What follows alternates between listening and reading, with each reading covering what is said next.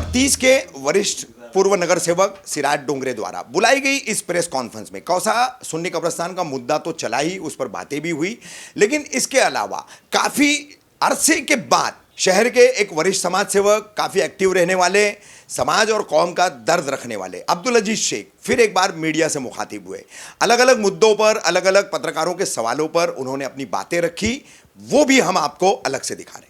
आरोप प्रत्यारोप अपनी जगह, लेकिन जो कब्रिस्तान की, कौसा कब्रिस्तान की जो बात वो कर रहे हैं, जो जरूरतें हैं वहाँ की, वो तो जेन्युइन है ना। मिट्टी क्या जरूरत है? जैसे अभी जैसे कल एक खबर में हमने देखा कि वो कह रहे हैं मिट्टी की जरूरत है, मिट्टी बराबर से बॉडीज को गला नहीं रही है। और ये भी कहा उन्होंने कि वहाँ पे यहीं के कोई नगर सेवक वगैरह उस पर ध्यान नहीं दे रहा है। इसमें क्या कहेंगे सर? एक्चुअली 2019 के अंदर कब्रिस्तान बंद हो गया था, ये कह के 6 महीने के अंदर कब्रिस्तान का मिट्टी का जो भी काम है, बॉडी प्रॉपर डिस्पोज नहीं हो रही है, इसके लिए 6 महीने के लिए बंद हो गया।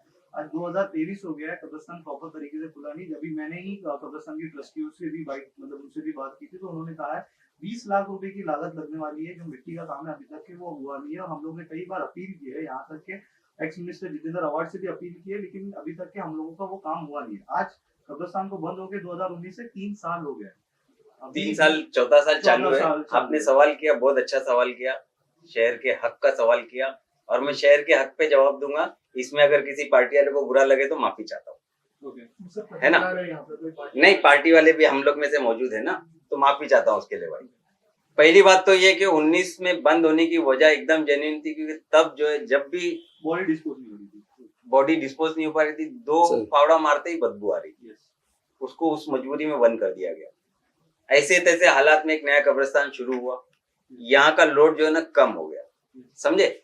अब जो है ना ये लोग जो है ना सिलेक्टेड काम कर रहे हैं। कौसा कब्रिस्तान के जो लोग हैं वो ये चाह रहे कि भाई इसकी मट्टी वापिस से वैसी बिसान ना मारे, इसलिए जो है ना सिलेक्टेड, जैसे इसी इलाके के रफीक भाई, यही गांव का जो हमारा एरिया पड़ता है, अलमाज से इधर तक के, कंपाउंड से इधर तक के, इधर की जो भी मैयतें आती है उनको पहला प्रेफरेंस देते।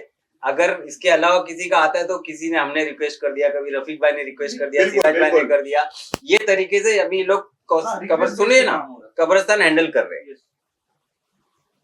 एक कब्रिस्तान 3 एकड़ में हमको मिल चुका है, उसकी जो भी शिकायतें थी तकरीबन खत्म होने को आई है। पहले दलदल था, ये था, वो था, सबसे पहले इसको एक्सपोज करने वाला मैं हूँ, जिसकी वजह से मेरी सीट खतरे में आई, मेरी पार्टी में पोजीशन खतरे में आई, लेकिन मैंने उसका कोई वो नहीं करते हुए मैंने वो चीज को एक्सपोज किया, ये सोच के कि दूसरे ही दिन पूरा मुमरा कोसावा उमड़ आएगा।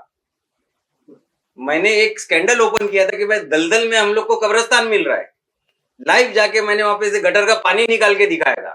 तो मेरी ये सोच थी कि भाई दूसरे दिन मुमरा कोसा के हजारों लाखों लोग वहां के खड़े जाएंगे, हमको नहीं मांगता है, तो प्रशासन मजबूर होकर उसको कैंसिल करता। लेकिन कहीं ना कहीं हमारे लोगों में भी ये चीज की कमी है, सुस्तापन है। दूसरे दिन सुबह 8:30 बजे जाके मैं कुर्सी डाल के बैठा था, 11 बजे तक के तपती धूप जब सर पे नहीं आई ना, एक बंदा नहीं आया।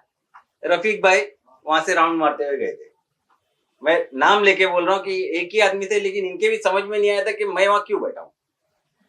जो भी हुआ था एक दिन पहले हो चुका था, ये वहां से निकल गए, इन्होंने मेरे को हाथ दिखाया, मैंने इनको हाथ दिखाया, कोई नहीं आया। यानी शहर की फिक्र बाद में जो यानी एमआईएम के पार्टी के लोग कर रहे, और भी फिक्रमंद कमेटी के लोग कर रहे, और बड़े बड़े पर्सनालिटी कर रहे, उस वक्त अगर ये सबके सब जमा होकर वहां खड़े हो जाते ना, तो आज ये हाल नहीं होता। लेकिन हम ईमान वाले, जो अल्लाह को मंजूर वही होना है, इस पर हमारा ईमान है कि नहीं है? तो अल्लाह की मंजूरी थी कि कब्रिस्तान वहीं आएगा। हालात आए, कुछ नरम गरम हुआ, कीचड़ दलदल ये वो सब होने के बाद में आज 3-3.5 फीट ऊपर तक के भरनी की जा रही है उसकी। यानी अब हमारी जो मरहूम मैयतें है वो अब हम बोल सकते हैं कि भाई 70-80% जो है ना सुकून में है। तो ये सुधार आ गया है। कौसा कब्रिस्तान की जरूरत अपनी जगह है। मैं आप लोग सबके जरिए अपील करता हूँ, पूरे मुमरा कौसा के लोगों की, जो कौसा के या कब्रिस्तान के फिक्रमंद है, मैं अभी 5,000 रुपया मेरी तरफ से वो मट्टी भरने के लिए दे रहा हूँ।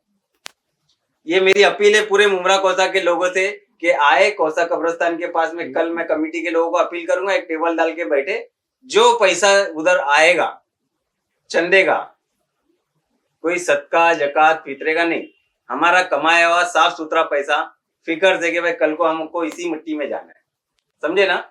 ये फिक्र से वहां पर आए। और 20 लाख रुपया कोई बड़ी रकम नहीं है, अगर 1,000 रुपया दे देंगे तो 20,000 लोगों से काम हो जाएगा।